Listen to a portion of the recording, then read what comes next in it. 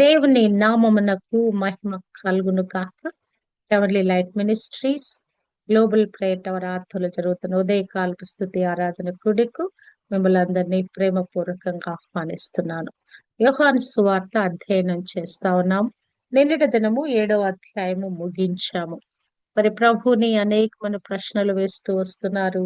ఆఖరికి ఆయన పట్టుకోవటానికి బంట్రోతులు కూడా పంపించారు గాని మరి వారు వెళ్ళి ప్రభు మాటలను మరి వారు ఆ మాటలకు వారు ఎంతో విస్మయులయ్యారని, ఆయన మాటల్లో ఉన్నటువంటి ఆ యొక్క మరి వాక్ధాటికి ఆయన వారు నిలవలేక ఆయన పట్టుకోకుండానే వెళ్ళిపోయారని, ఇక్కడ మరి ఆ యొక్క యాజకులు పెద్దలు మరి వారిని కోపం చేసినట్లుగా మనం చూడగలము. ఈ విధంగా ప్రభుతో సంభాషణ అయిన తర్వాత ఆఖరి వచనము 7వ అధ్యాయము 53వ వచనములో అంతటా ఎవరు వారి ఇంటికి వెళ్ళిరి, ఎవరి ఇంటికి వారు వెళ్ళిరి అని రాయబడింది. అంటే ఆ సంఘటనలో ఎవరెవరు ఇన్వాల్వ్ అయి ఉన్నారో వారు ప్రజల సమూహం ఉంది అక్కడ. యాజకులు ఉన్నారు, ప్రధాన యాజకులు ఉన్నారు, పెద్దలు ఉన్నారు. అందులో నికోదేము అనే ఒక వ్యక్తి కూడా మాట్లాడి ఉన్నాడు. అక్కడ చాలా మంది ఇన్వాల్వ్ అయ్యారు. వారందరూ కూడా ఎక్కడికి వెళ్ళారంట? ఎవరి ఇంటికి వారు వెళ్ళిపోయారంట. యోహాను సువార్త 8వ అధ్యాయము 1వ వచనములో యేసు ఒలీవల కొండకు వెళ్ళెను. ఎవరైతే మరి అక్కడ వచ్చిన జన సమూహం అంతా కూడా ఎవరింటికి వారు వెళ్ళిపోయారు గాని, క్రీస్తు ప్రభు అయితే తండ్రితో సహవాసం చేయటానికి, ఆయన ప్రార్థన చేయటానికి యేసు ఒలీవల కొండకు వెళ్ళెను. తెల్లవారగానే యేసు తిరిగి దేవాలయంలోనికి రాగా, అంటే రాత్రంతా ప్రభు ఎక్కడున్నాడు? అలా ఒలీవల కొండలో గడిపినట్లుగా తెల్లవారిన తర్వాత ఆయన తిరిగి మరి ఆ జన సమూహంలోకి వచ్చినప్పుడు ఆయన ఎక్కడికి వచ్చాడు? దేవాలయంలోనికి వచ్చాడు. ప్రజలందరూ ఆయన యొద్దకు వచ్చిరి గనక ఆయన కూర్చుండి వారికి బోధించుచుండెను. ప్రభు పని చూడండి. ఇప్పుడు మనం ఉదయం లేస్తే తినటం, మరి లేకుంటే కొన్ని పనులుంటే చేసుకోవటం, నిద్రపోవటం కదా, మరలా దేవుని వాక్యం చదువుకుంటే ఇవన్నీ రెగ్యులర్ కోర్స్ లో మనం చేస్తా ఉంటాం. ఇక్కడ చూసినట్లయితే క్రీస్తు ప్రభు యొక్క పని రాత్రంతా తండ్రితో గడపటం, మరి పొద్దున్నే వచ్చి దేవాలయంలో బోధించటం, అవసరతులైన వారికి స్వస్థతలు చేయటం. అబ్బా చూడండి, ప్రభు ఇంకా వేరే వ్యాపకాలు ఏం పెట్టుకోలా. తండ్రి ఏం చెప్పాడో, తండ్రి ఏమి చూపించాడో, తండ్రి ఏమి బోధించాడో దానిని ప్రజలకు బోధిస్తూ వచ్చాడు. రాత్రంతా ప్రార్థనలో గడుపుట, దేవుని యొద్ద నుంచి పొందుకొనుట, మరి ఉదయకాలము ప్రజలకు అది అనుగ్రహింప చేయట. ప్రజలందరూ ఆయన యొద్దకు వచ్చింది గనక ఆయన దేవాలయంలో అడుగు పెట్టడంతోనే మరి వారు ఎప్పటి నుంచి కనిపెట్టుకుని ఉంటున్నారు. మరి అందరూ జన సమూహాలుగా వచ్చి ఆయన వెంబడిస్తా ఉన్నారు, ఆయన యొద్దకు వచ్చేస్తా ఉన్నారు. కనుక ఆయన కూర్చుండి వారికి బోధించుచుండెను. హల్లెలూయా. ప్రభు కూడా ఆ వాక్యము చెప్పటే తన యొక్క మరి యొక్క జీవిత పరమార్థంగా ఆయన మరి ఎంచుకొని ఉన్నాడు. ఆయన బోధ కూర్చోగానే ప్రజలందరూ వచ్చి గుమిగూడుతా ఉన్నారు. ఆయన వారికి బోధిస్తా ఉన్నాడు. మరి ఆ బోధిస్తున్న సమయంలో దేవాలయములో ఈ సంఘటన జరుగుతున్నట్లుగా మనము చూడగలము. శాస్త్రులను పరిసయ్యులను వ్యభిచారమందు పట్టుబడిన ఒక స్త్రీని తోడుకొని వచ్చి ఆమెను మధ్య నిలవబెట్టి, ప్రభు ఇక్కడ గంభీరంగా వాక్యం చెప్తా ఉన్నాడు. ఆ ప్రజలు కూడా లైక్ వాక్యాన్ని మరి వింటున్నారు. ఆ వాక్యాన్ని వారు ఎంజాయ్ చేస్తా ఉన్నారు. ఆ దేవుని ప్రెజెన్స్ లో ఉన్నారు. ఆ సమయంలో మరి అక్కడ మరి శాస్త్రులు పరిసయ్యులు ఏం చేశారట? వ్యభిచారమందు పట్టబడిన ఒక స్త్రీని తోడుకొని వచ్చారట. ఆమెను మధ్య నిలవబెట్టి, వ్యభిచారము ఎవరు చేస్తారంటే ఇద్దరు వ్యక్తులు కలిస్తే వ్యభిచారం చేస్తారు. స్త్రీ పురుషులు ఇద్దరు కలిసి చేసే ఆ పనిని వ్యభిచారం అంటారు. అంటే వ్యతిరేకంగా, లాకు వ్యతిరేకంగా, చట్టానికి వ్యతిరేకంగా, ఆ చట్టము చెప్పిన వివాహేతర సంబంధానికి వ్యతిరేకంగా ఇద్దరు వ్యక్తులు కలిసి, పురుషుడు స్త్రీ కలిసి చేసేదాన్ని వ్యభిచారం అంటారు. ఇక్కడ వీళ్ళు ఏం చేస్తారు?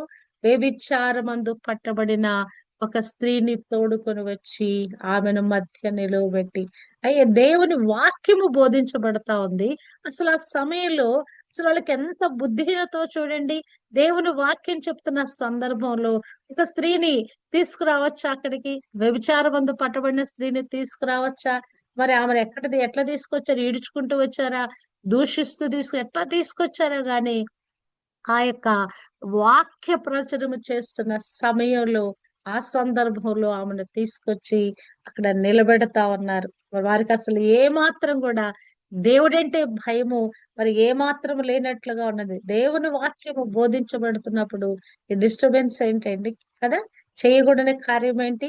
మన సంఘాలలో కూడా కొన్నిసార్లు వాక్యం బోధిస్తా ఉంటే వెనక నుంచి గుసగుసలు మాట్లాడటం, మరి పిల్లల అల్లరి చేస్తా ఉంటే వారిని కంట్రోల్ చేయకపోవటం, ఇంకా రకరకాలుగా దేవుని వాక్యం ఎవరండి? క్రీస్తు ప్రభువే. ఆయనను ప్రకటిస్తా ఉన్నారు. ఆయన ప్రత్యక్షపరుస్తా ఉన్నారు. అసలు ఎంత పిన్ డ్రాప్ సైలెన్స్ ఉండి అసలు దేవుని వాక్యం శ్రద్ధగా వినాలో, వాక్యమైన క్రీస్తు బోధించబడుతున్నప్పుడు ఎటువంటి మరి యొక్క డిస్టర్బెన్స్ చేయకూడదండి. సంఘంలో కూడా అసలు ఎంత అల్లరిగా ప్రజలు ఎంత అనాలోచితంగా ప్రవర్తిస్తారంటే ఒకరితో ఒకరు మాట్లాడుతా ఉంటారు. గుసగుసలు వినపడతా ఉంటాయి. మరి ఆ పిల్లల శబ్దాలు వినపడతా ఉంటాయి. ఎంత అభ్యంతరకరమైన పరిస్థితులు మరి యొక్క వాక్యము బోధించినప్పుడు జరుగుతా ఉంటదో. ఇక్కడ కూడా ఆమెను తీసుకొచ్చి అక్కడ ఆల్ ఆఫ్ సడన్ నిలవబెట్టారంట. ఆ వాక్య ప్రసంగం మధ్యలో వచ్చి ఇంకేం డిమాండ్ చేస్తున్నారు? బోధకుడా, ఈ స్త్రీ వ్యభిచారము చేయుచుండగా పట్టుబడెను. అట్టి వారిని రాళ్లు రువ్వి చంపవలెనని ధర్మశాస్త్రములో మోషే మనకు ఆజ్ఞాపించును గదా! అయినను నీవేమి చెప్పుచున్నావని ఆయనను అడిగిరి. మరి ఇక్కడ వీళ్ళకి తెలుసు ఒక విషయము, ధర్మశాస్త్ర గ్రంథంలో రాయబడిన చట్టము మరి ఒక్కొక్క పొరపాటుకి ప్రతి ఒక్క మరి పాపానికి ఏమేమి శిక్ష ఉందో మరి అక్కడ రాయబడింది. లేవికాండము 20:10లో మరి వ్యభిచారమందు పట్టబడిన ఆ స్త్రీని, పురుషుని కి మరణ శిక్ష విధించాలని రాయబడింది. మరి రాయబడిన విషయం వాళ్ళకి తెలుసు. తెలిసిన దాన్ని వాళ్ళు అమలు పరచాలి. మళ్ళా ప్రభు దగ్గరికి తీసుకొచ్చి అసలు ఆయనతో అడగాల్సిన అవసరం ఏముంది? ప్రభు ఆల్రెడీ ఆయన కూడా ధర్మశాస్త్ర గ్రంథాన్ని నెరవేర్చడానికి వచ్చానని చెప్పి ఉన్నాడు. ధర్మశాస్త్ర గ్రంథంలో ఏది రాయబడిందో దాన్ని మరి అక్కడ ఎగ్జిక్యూట్ చేయాలి. అక్కడ వారు అమలు పరచాలి. మరి అటువంటిది మరి ఇట్టి విధంగా ధర్మశాస్త్ర గ్రంథంలో రాయబడి ఉన్నది. మరి నీవేమి చెప్తావని ఆయనను అడిగిరి. అంటే ప్రభు ధర్మశాస్త్రానికి మించి ఇంకా ఏమైనా చెప్తాడా? ధర్మశాస్త్రాన్ని పాటించకూడదని చెప్తాడా? ధర్మశాస్త్ర ప్రకారం ఇలా రాయబడి ఉంది గనక తీసుకెళ్ళి ఆమెను చంపేయమని చెప్తాడా? మరి ఇవన్నీ కూడా ఎందుకు అడుగుతున్నారట? ఆయన మీద నేరము మోపవలెనని ఆయనను శోధించుచు ఈలాగున అడిగిరి. హల్లెలూయా! ఆయన ఏ విధంగా ఆ ధర్మశాస్త్రం ఉన్నది ఉన్నట్లుగా చెప్తాడా? లేకుండా దాన్ని ఏమన్నా వక్రీకరించి చెప్తాడా? ఏ విధము చేతనైనా కూడా ఆయన మీద ఒక నేరము మోపాలి. ఇదిగో నువ్వు ఈ పొరపాటు చేశావని ఆయన మీద నేరము మోపటానికి ఆయన శోధిస్తూ ఇలాగున అడిగారంట. చాలా సార్లు మానవులమైన మనము కూడా ఎదుటి వారిని మాటల్లో చిక్కించటానికి ఆ మాటల ద్వారా చాలా విసిగిస్తాం. కాలికి వేస్తే మరి ఏదో సామెత ఉంది. మెడకి వేస్తే కాలికని ఒకదానికొకటి సంబంధం లేకుండా ఏదో ఒక విధంగా గెలవటానికి మానవులు మరి ఆ ప్రశ్నలతో, మాటలతో ఎదుటివారిని హింసిస్తున్నట్లుగా మనం చూడవచ్చు. ఇక్కడ వీళ్ళు కూడా ప్రభువుని ఆ మాటల్లో చిక్కించుకోవాలని ఆయన మీద నేరం మోపటానికి ఆమెను తీసుకొచ్చి ఆయన ముందు నిలబెట్టి మరక్కడ ఈ ప్రశ్నలు వేస్తున్నారట. అయితే యేసు వంగి నేల మీద వ్రేలితో ఏమో రాయిచుండెను. మరి ప్రభు అంతకుముందు ప్రభువుని ఏమని నిందించారు? ముందు అధ్యాయంలో మనం ధ్యానించినప్పుడు ఈయన పామరుడు, ఈయన గలిలయవాడు, మరి ఈయనకింత పాండిత్యం ఎలా వచ్చింది? చదువు కొనని ఇతనికి పాండిత్యం ఎలా వచ్చింది? చదువుకోవటం అంటే ఏంటి? రీడింగ్ అండ్ రైటింగ్ 2 ఉంటది. చిన్నప్పటి నుంచి మనకి ఏం నేర్పిస్తారు? రాతపూర్వకంగా మరి చదువుకోవటం అనేది అభ్యాసం చేస్తారు. అంతే గదా! అనే పదాన్ని ఒట్టిగా పలికించరు. దాని మీద పలక మీద రాపిస్తారు. అది ఏబీసీడీ గాని అది ఏ భాషలోను గూడా ఆల్ఫాబెట్స్ తో ప్రారంభించినప్పుడు మరి అది హీబ్రూ భాష అనే కూడా ఏదైనా కూడా అక్షరమాలతోనే ప్రారంభిస్తారు. వారితో ఏమి చేపిస్తారు? ముందుగా రాపిస్తారు కదా! ఇక్కడ ప్రభు కూడా నేల మీద వ్రేలితో ఏమో రాయిచుండెను. ఆయన చదువు రాని వాడు కాడు ఆయన. ఆయనకి ఆ హీబ్రూ భాష ఏదైతే ధర్మశాస్త్ర గ్రంథం రాయబడి ఉందో అదంతా కూడా ఆయన అవపోసన పట్టినవాడు. 12 సంవత్సరాలకి ఎంతో ప్రజ్ఞ కలిగి జ్ఞానులు అనవనబడిన వారిని కూడా ప్రశ్నలు వేసి ఆయన వారిని మరి ఆ తీక్షణంగా వారితో సంభాషణ చేస్తున్నవాడు. ఆయన వ్రేలుతో ఏమో రాయిచుండు. ఆయన ఆమెను చూచాడు, వాళ్ళందరినీ చూచాడు, వాళ్ళ మాటలు విన్నాడు, ఆ బోధ ఆపేశాడు ఆయన. వాళ్ళ మాటలు విన్నాడు. ఏమీ చేయకుండా మౌనంగా మరి వంగి ఆయన కూర్చున్న భంగిమలో ఉన్నాడేమో. మరక్కడ వంగి నేల మీద ఏమి వ్రేలితో ఏమో రాయిచుండెను. వారు ఆయనను పట్టువదలకు అడుగుచుండగా ఆయన తల ఎత్తి చూచి వాళ్ళు అడిగిన ప్రశ్నే, ఏంటి నువ్వేం చెప్తావు? ధర్మశాస్త్రం ఇలా ఉంది, ఇలా రాయబడింది, మరి నువ్వేమంటావు ఈ విషయానికని పదే పదే పట్టువదలకు అడుగుతున్నారంట. ఈమెనేం చేయమంటావు? ధర్మశాస్త్ర గ్రంథం ఇలా ఉంది, ఇప్పుడు నువ్వేం చేయమంటావు? అసలు ఆయనకి సంబంధం ఏమైనా ఉందా? ఆమె ఎక్కడో పొరపాటు చేసింది, మీకు తెలిసింది, శిక్షిచ్చేయండి అయిపోద్ది. ప్రభు దగ్గరకొచ్చి ఆయన అంతగా విసిగించాల్సిన కారణం ఏంటి? ఆయన తల ఎత్తి చూచి ఆయన మౌనంగా ఆ యొక్క నేల మీద ఏదో రాసుకుంటున్నాడు ఆయన. మరి రాసే దాంట్లో వీళ్ళ పాపాల చిట్టాలు ఉండొచ్చండి. వాళ్ళు ఏమేమి పాపం చేశారో ప్రభుకన్ని సమస్తం తేటగా కనపడతాయి గదా! ఒక మనిషిని చూడగానే వాడి ఆంతర్యం, వాడి జీవిత విధానం, వాడి పుట్టుక, వాడు పుట్టినప్పటి నుంచి ఇప్పటి వరకు చేసిన పాపాల చిట్టా అంతా కూడా ప్రభువుకు తెలుసు.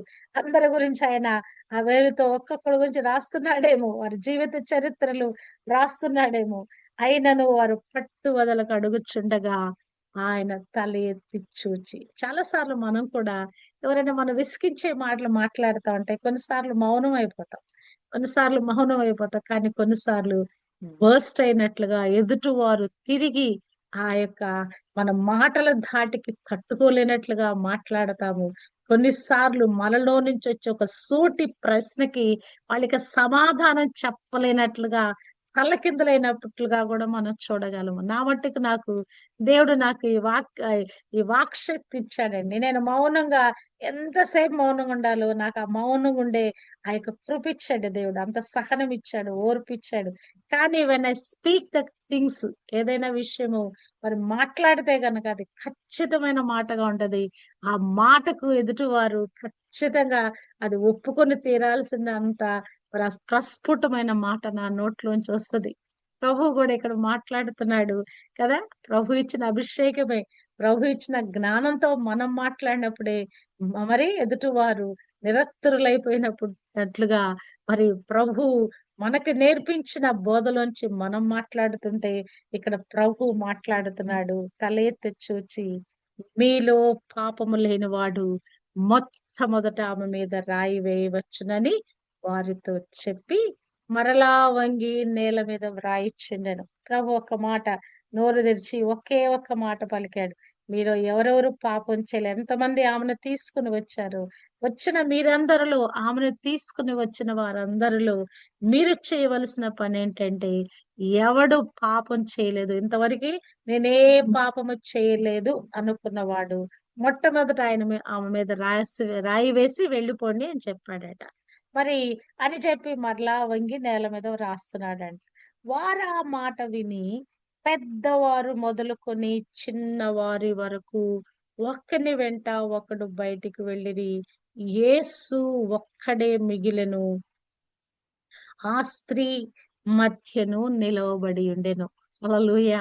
ఇక్కడ మనం చూచినట్లయితే ఆ మాట విన్న వారిలో పెద్దవారు మొదలుకొని మరి మరి మరి ఏ వయస్సులో వారున్నారు. మరి ముసలితనానికి దగ్గరగున్న వాళ్ళు ఉండుండొచ్చు కదా! మధ్య వయసులో ఉన్న వాళ్ళు ఉండొచ్చు. మరి మరి ప్రాయంలో ఉన్న వాళ్ళు ఉండొచ్చు. చిన్న పిల్లలు గూడా ఉన్నారట. చిన్న వారి వరకు ఒకని వెంట ఒకడు బయటికి వెళ్ళిరి. హల్లెలూయా! చూడండి, పాపము చేశావా? నిజంగా మానవుని పాపపు స్థితి గురించి ఎప్పుడైనా సరే మరి ప్రశ్న వస్తే ప్రతి ఒక్కరు కూడా మరి వారికి వారు ఎవరికి మౌనంగా దాటి వెళ్ళాల్సిందే. నువ్వు పాపివా? పరిశుద్ధుడు అనే ప్రశ్న సూటిగా మానవునికి వేయబడినప్పుడు, అతని నిజస్థితి అతను గమనించినప్పుడు, ఆ నిజస్థితిని అతను ఒప్పుకునేటప్పుడు, మరి ఖచ్చితంగా ఇటు విధంగా తలదించుకొని వెళ్ళిపోవాల్సిందే. కొన్నిసార్లు అహంకారంతో నేనెందుకు పాపం చేశాను? నేనిట్ట చేశానా నేనని తిరుగుబాటు చేసేవాళ్ళుండొచ్చు.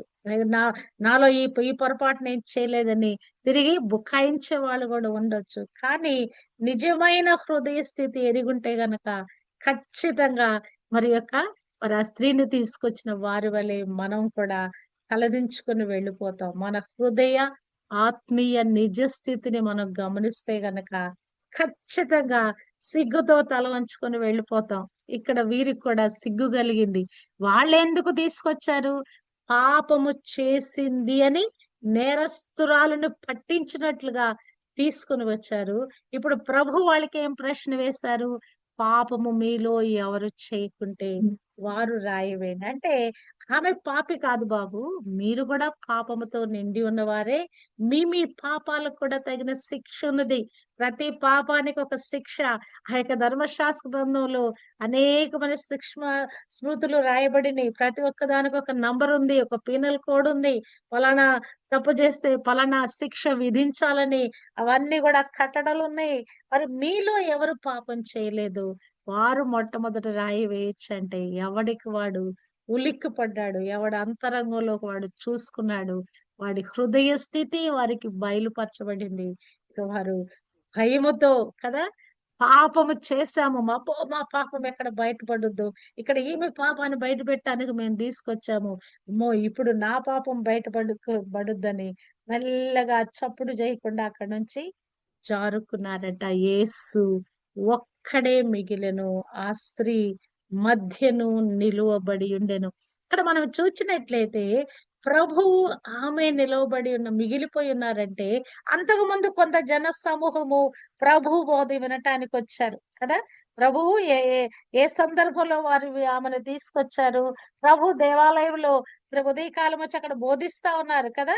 ఆ జనమంతా కూడా అక్కడ గుమిగూడారు. మరి ప్రజలందరూ ఆయన యొద్దకు వచ్చినప్పుడు ఆయన వారికి బోధిస్తా ఉన్నాడు. ఆ సందర్భము ఆయన బోధిస్తా ఉన్నాడు. చాలా మంది ప్రజలు అక్కడ ఉన్నారు. ఆ తర్వాత ఈ శాస్త్రులు, పరిసయ్యులు వారిని ఆ స్త్రీని తీసుకొచ్చారు. ఆ వ్యభిచారం చేయుచున్న స్త్రీని ఆయన ఎదురు నిలబెట్టారు. ఇప్పుడు ఎవరు మిగిలిపోయారండి? వచ్చిన ఆ ప్రజలు కూడా బోధ వినటానికి వచ్చిన ప్రజలు, మరి ఈమె మీద నేరం మోపటానికి తీసుకొనొచ్చిన ఆ పరిసయ్యులు వారందరూ కూడా ఒక్కరి వెంట ఒక్కరు వెళ్ళిపోయారంట. వారిద్దరు మాత్రమే అక్కడ నిలబడి ఉన్నారట. ఆమె అక్కడ నిలవబడి ఉన్నదంట. ప్రభు అక్కడ ఉన్నాడంట. ప్రభు మరి ఇక్కడ ఆమెతో మాట్లాడుతున్నారు. ఆ స్త్రీ మధ్యను నిలవబడి ఉండెను. అంటే ప్రభు ఇక్కడ నిలబడి లేడని మనం అర్థం చేసుకోవచ్చు. ప్రభు కూర్చుని ఉన్నాడు. ఆమె నిలవబడినది. యేసు తల ఎత్తి చూచి, అమ్మా వారెక్కడ ఉన్నారు? ఎవరును నీకు శిక్ష విధింపలేదా అని అడిగినప్పుడు, అబ్బా ప్రభు ఎంత టెండర్‌నెస్ తో మాట్లాడుతున్నాడండి. ఆమెను ఒక దోషిగా, ఒక భయంకరురాలుగా, శిక్షకు అర్హురాలుగా, నేరము రుజువైన వ్యక్తిగా శిక్ష ఆమె శిక్ష విధించాలి ఆమె మీద కదా! అటువంటి స్టేటస్ లో ఉన్న ఒక వ్యక్తిని తీసుకొచ్చి ప్రభు ఎదుట నిలవబెడితే మా ఈయన ప్రభు సంబోధిస్తున్నాడండి. ప్రభు ఎంత ప్రేమమయుడు, ఎంత కరుణా సంపన్నుడు, ఎంతగా క్షమించుటకు సిద్ధ మనసు గల దేవుడు. అబ్బా! అటువంటి పరిస్థితిలో ఉన్న వారిని కూడా ప్రేమించగలిగిన వాడు కదా! నేను పాపులనే పిలువటకు వచ్చి ఉన్నాను. నేను నీతిమంతులను పిలువటకు నేను రాలేదు. కదా! నేను శిక్ష విధించడానికి నేను రాలా. ఆ శిక్ష నుంచి తప్పించడానికి వచ్చాను నేను. కదా! నేను తీర్పు తీర్చడానికి నేను రాలా. తీర్పు నుంచి ఆ నిత్య నరకాగ్నిలో నుంచి విడిపించడానికి నేను వచ్చాను. మా వారు ఎక్కడ ఉన్నారు?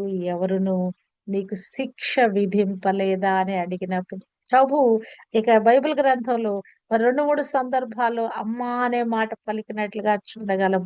స్త్రీ అక్కడ యాక్చువల్ ఇంగ్లీష్‌లో విమెన్, వుమన్ అని ఇక్కడ తర్జుమా చేసినట్లుగా మనము చూడగలము. ఇక్కడ స్త్రీ అనే ఆ సంబోధన కాకుండా ఇక్కడ అమ్మ అని ఇక్కడ తెలుగులోకి అనువదించారు. మరి ఎందుకు ఆ బైబిల్ పండితులు ఎందుకు అమ్మ అని పలికారో తెలీదు గాని, అంటే ఇక్కడ ప్రభు యొక్క కన్సర్న్, ఆ దయగలిగిన హృదయము, కనికరం గల హృదయము ఆ మాటలో వారికి మరి ఇది గోచరమైనట్టుండొచ్చు. ఆ యొక్క తర్జుమా చేసినప్పుడు మరి అక్కడ మరి స్త్రీ అని సంబోధించే దానికంటే కూడా అమ్మ అని సంబోధిస్తా అంటే మన భారతదేశంలో మనం ఏమని పిలుస్తాం, మన అందరినీ కూడా పెద్దవారైన అమ్మ అని పిలుస్తాం, అవునా కదా?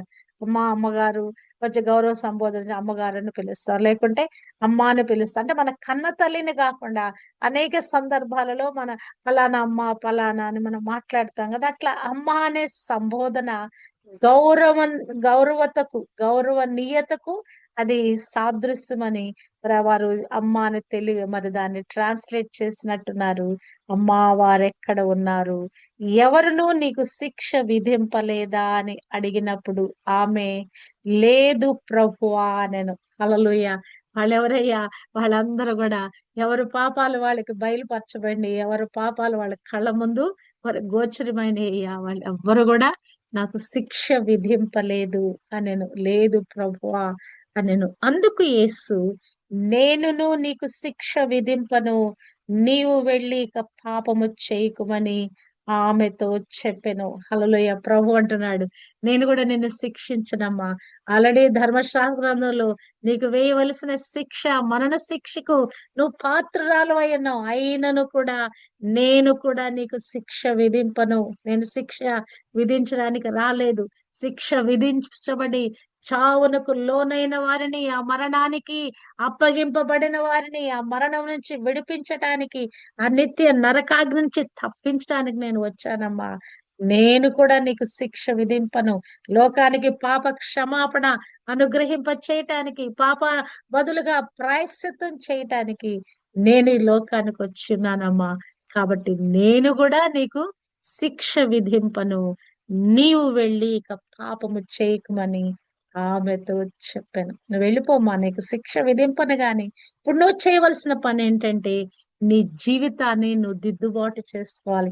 నీ పాపపు బ్రతుకును, నీ పాప పంకిలమైన బ్రతుకును నువ్వు వదిలిపెట్టాలి. నువ్వు ఏం చేయబడాలి? నీతిమంతురాలుగా మార్చబడాలి.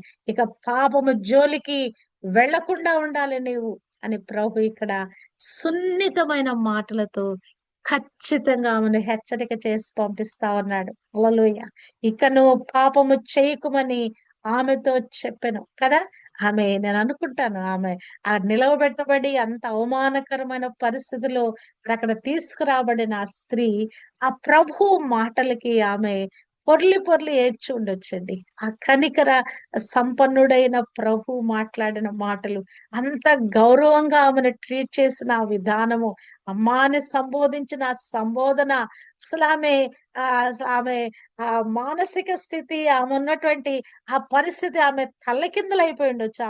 ఆ యొక్క ఆ మానసిక స్థితిలో అసలు తట్టుకోలేకపోయి ఉండొచ్చు. ప్రభు యొక్క టెండర్నెస్ కి, ప్రభు యొక్క క్షమా హృదయానికి, ప్రభు యొక్క ప్రేమకి, ఆ చాలిన ప్రేమకి, అంతులేని ఆ ప్రేమకి అబ్బా, అసలు ఆమె అక్కడ ఒక నీరు కరిగిపోయి ఉండొచ్చు. ఒక ఒక ఐస్, మరి గట్టిగా ఉన్నటువంటి ఒక రాయిలాగా ఉన్నటువంటి ఒక ఐస్ మరి వేడిమికి కరిగిపోయినట్లుగా కదా. మరి ఆమె మరి పాపంతో కరుడుగట్టిన స్త్రీ ఉన్నటువంటి ఆమె ప్రభు యొక్క ప్రేమ తాకిడికి ఆమె కరిగిపోతుందండి. కరిగిపోయిందండి. కరిగి కరిగి నీరైపోయి ఉంటదండి కదా. ఆమె కన్నీరు మున్నీరుగా ఆమె హృదయంలో నుంచి, ఆమె ఆత్మలో నుంచి, మనస్సులో నుంచి ఆ దుఃఖము పెళ్ళుబికి వచ్చి ఉండొచ్చు. ఇక నువ్వు పాపము చేయకమా, నేను కూడా నీకు శిక్ష విధింపను కదా. కొన్నిసార్లు మన పాపపు స్థితిలో, లేకుంటే మనం ఏదైనా కఠినమైన పరిస్థితిలో ప్రభు యొక్క ఓదార్పు మాటలు మరి మన ఎంతగా ఇటువంటి మానసిక స్థితిలోకి తీసుకొని వెళతాయో. ప్రభు మనతో ఆ టెండర్నెస్ తో మనతో మాట్లాడినప్పుడు, మన వీపు నిమిరినప్పుడు, లేకుంటే ఒక జీవవాక్కు మనకు ప్రత్యక్షపరిచినప్పుడు, ఆయన యొక్క స్వరం మనలో విస్ప విస్పరించిన అదే మనలో గుసగుసలాడినప్పుడు, ఆయన స్వరము మనలో మెదిలినప్పుడు, అవునా కాదా? నిజంగా ఆ అనుభవము మనందరికి ఉందండి. ప్రభు మనతో మాట్లాడిన ఆ ప్రేమతో, కనికరముతో మాట్లాడుతూ మనల్ని ఓదార్చిన, బలపరిచిన ఆ క్షణాలను మనం జ్ఞాపకం చేసుకుంటే, మన హృదయ మానసిక స్థితి కూడా అలానే ఆ టెండర్‌నెస్‌తో మనం కూడా నింపబడి, ఇకను ప్రభు కొరకే జీవించాలనే ఒక నిశ్చయిత, ఒక తపనలోకొస్తామండి. ఇక నువ్వు ఇదిగో పాపం చేయవద్దని ఆ మాట కూడా మనకి చెప్పాల్సిన అవసరం లేదు. మనకు మనమే తీర్మానం చేసుకుంటాం. ఇక జీవిస్తే ప్రభు కొరకే జీవిస్తానని మనము తీర్మానం చేసుకుంటాం. ఇక్కడ ప్రభు 12వ వచనంలో ఒక అద్భుతమైన మాట మాట్లాడుతున్నాడండి. మరలా యేసు నేను లోకమునకు వెలుగును, నన్ను వెంబడించువాడు చీకటిలో నడవక జీవపు వెలుగు కలిగి ఉండునని వారితో చెప్పెను. అక్కడున్న వారందరూ వెళ్ళిపోయారు. మరలా ఆ సందర్భంలో ప్రభువు మరి సమాజంలో ఇంకెవరినో కలుసుకున్నట్టున్నాడు. ఈ సందర్భం ముగించబడింది. ఇప్పుడు మరలా యేసు అంటే ఆ సంఘటన జరిగిన తర్వాత మరలా యేసు నేను లోకమునకు వెలుగును అని ప్రభు అక్కడ డిక్లేర్ చేస్తా ఉన్నాడు. ఈ భూమి మీదకి నేను ఎందుకు వచ్చానంటే వెలుగును అనుగ్రహింప చేయటానికి వచ్చాను.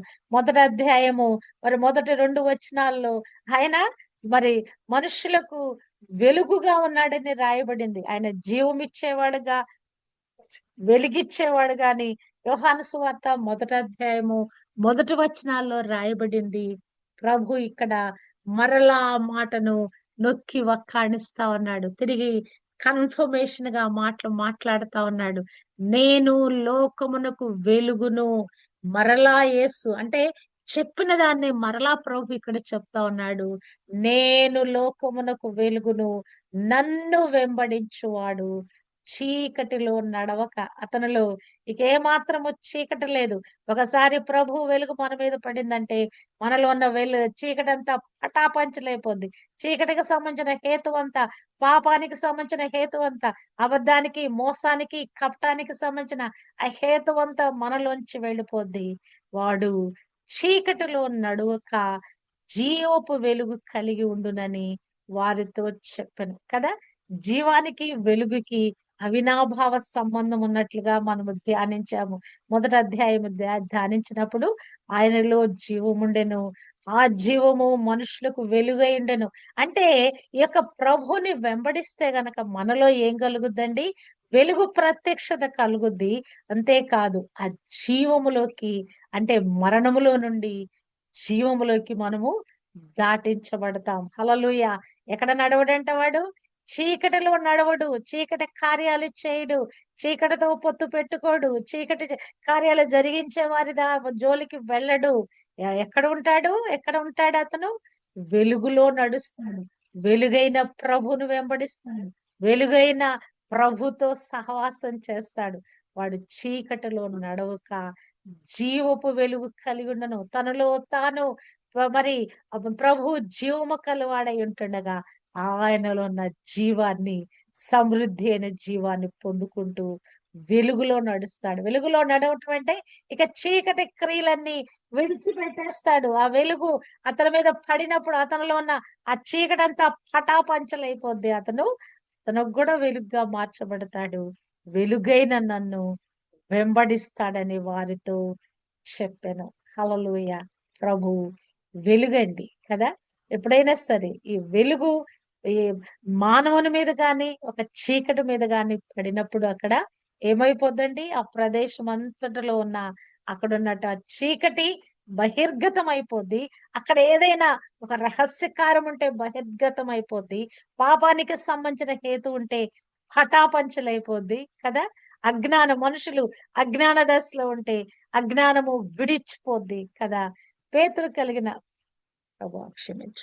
ఆ యొక్క పౌలుకు కలిగిన దర్శనాన్ని మనము చూస్తే, ఆ వెలుగు, ఆ ప్రత్యక్షత కొరకు ఏమైపోయాడు? పౌలు పాపం మరాయన కింద పడిపోయాడు. ఆ తాకిడికి, ఆ వెలుగు తాకిడికి తట్టుకోలేక కింద పడిపోయి, అప్పటిదాకా ఆ యేసు నామం మరి అనుసరిస్తున్న వారిని హింసిస్తూ, మరి వారిని మరి లాక్కెళ్ళి జైల్లో వేస్తున్న పౌలుకి గొప్ప దర్శనము ఆ వెలుగు ద్వారా కలిగిందండి. అతలో ఉన్న అజ్ఞానం అంతా పటాపంచలైపోయింది. అతను ఏమనుకుని సేవ చేస్తున్నాడు? ఇలాగున యేసుని నమ్మిన వారందరినీ తీసుకెళ్లి బంధించుట, అదే దేవుని సేవ అనుకుంటున్నాడు ఆయన. ఆ విధంగా సంఘాన్ని హింసించుట, యేసు శరీరాన్ని హింసించుట అనేది అది చాలా గొప్ప పని. దేవునికి ప్రీతి కార్యం అనుకొని ఆయన పని చేసుకుంటూ వెళ్ళాడు.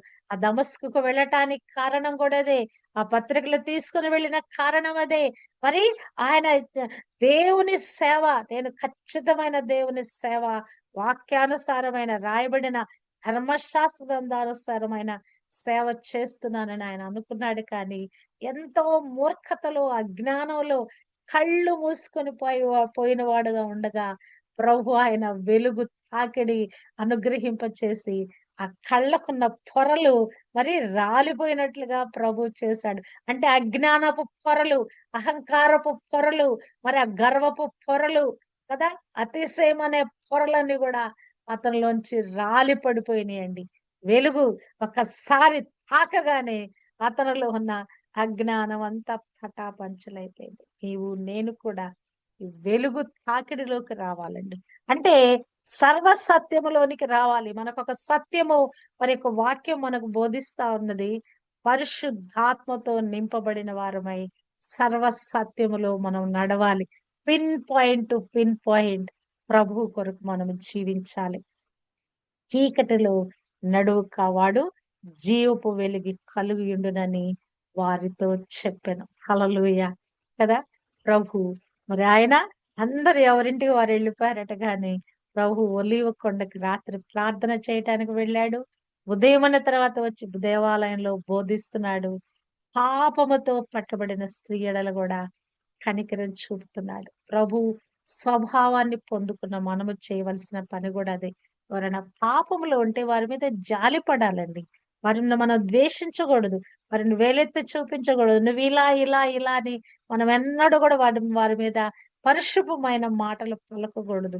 అసలు వారు ఆ పరిస్థితుల్లోకి వెళ్ళటానికి వారికి అనుమతించిన పరిస్థితులు ఏంటోనని మనం అర్థం చేసుకొని వారిని ప్రేమతో దగ్గరకు తీసుకున్నప్పుడు నిశ్చయంగా వారిలో పరివర్తన కలుగుద్దండి. కొన్నిసార్లు దండం ఉపయోగించాలి, బెత్తం ఉపయోగించాలి. కానీ చాలా సార్లు ప్రేమ మనుషులు మార్చివేస్తుంది. మనం ఏదైతే ఆ ప్రేమ కలిగిన హృదయంతో వారి పరిస్థితుల్లోకి వెళ్ళి గనక మనము వారిని పరామర్శించగలిగితే వారు కరిగిపోతారు. మూర్తీభవించిన కరడుగట్టిన వాళ్ళు కూడా మరి వారు కరిగిపోతారు. జైలులో చాలా మంది మరి యొక్క ప్రేమ సువార్త విని బయటకు వచ్చి సాక్ష్యాలు చెప్పే సాక్ష్యాలు నేను చాలా విన్నాను. వాళ్ళ నరహంతకులుగా, మరి కరడుగట్టిన క్రూరమైన వారుగా మరి జైలులో పెట్టబడ్డారు. వారి యొక్క నేరము వారి యొక్క రుజువు చేయబడింది. వారి జైలులో మరి జీవితకాల ఖైదీలుగా వారు చేయబడ్డారు. కానీ ఎప్పుడైతే ఎవరో కొద్దిమంది వెళ్లి వారి ప్రేమ సువార్త ప్రకటించినప్పుడు వారి బండ హృదయాలు, ఆ మొండి హృదయాలు, ఆ కఠినమైపోయిన హృదయాలు కూడా మార్చబడి బయటికి వచ్చి ప్రభు గురించి వారు సాక్ష్యం ఇస్తారు. అంటే ఏంటి? ఆ ప్రేమ వారిని తాకినప్పుడు వారిలో ఉన్న మూర్ఖత అంతా కరిగిపోద్ది. వారిలో ఉన్న భయంకరమైన స్థితి అంతా కూడా మరి ఏమైపోద్ది? పటాపంచలైపోద్ది. దేవుని ప్రేమకు అంత శక్తి ఉన్నదండి. దేవుని కనికరానికి అంత శక్తి ఉన్నది. ఆ క్షమ పొందుకున్నవాడు ఇక తట్టుకోలేడు. తన జీవితాన్ని మార్చుకొని తీరాల్సిందే. హల్లెలూయా. కానీ క్రైస్తవులు అనబడే వాడు ఇంకను కంప్లీట్ గా మార్చబడని స్థితిలో ఉన్నాడండి. ప్రభుని అంగీకరించాడు, సొంత రక్షకుడుగా అంగీకరించాడు, క్రైస్తవుడుగా మార్చబడ్డాడు. గాని తన హృదయములో ఏదైతే ఇంకా మార్పు చెంది కంప్లీట్ గా ప్రభు కొరకు జీవించాలో ఆత్మీయ స్థితిలోకి క్రైస్తవుడు రాలేకపోతున్నాడు. ఈ ఉదయకాలము ఆ స్త్రీకి కలిగిన పరివర్తన, ఇకను పాపము చేయకుంటే ఆ పాపాన్ని కంప్లీట్ గా డిస్కార్డ్ చేయగలిగిన కృప ప్రతి క్రైస్తవుడికి అనుగ్రహించబడును కాక. పాపము ఏం చేయాలి? ఒప్పుకోవాలి. దాన్ని విడిచిపెట్టినప్పుడే ఆ కనికరం మనం పొందుకుంటాం. సామెతల్లో రాయబడిన మాట. పాపముని మనం ఒప్పుకుంటాం, కొన్నిసార్లు విడిచిపెట్టాం. ఇక్కడ పాపాన్ని ఒప్పుకొని విడిచిపెట్టినప్పుడు మనము కనికరింపబడతాం. అంతేకాదు, ఆ యొక్క పాపాన్ని విడిచిపెట్టాలంటే ప్రభు యొక్క వెలుగు మన మీద పడినప్పుడు, ఆ వెలుగు మనల్ని ఖండించినప్పుడు, ఆ వెలుగులో మన చీకటి, మనలో ఉన్న రహస్య జీవితం అంతా బట్టబయలు బహిర్గతం చేయబడినప్పుడు ఖచ్చితంగా మనం ఒప్పుకొని తీరుతాము.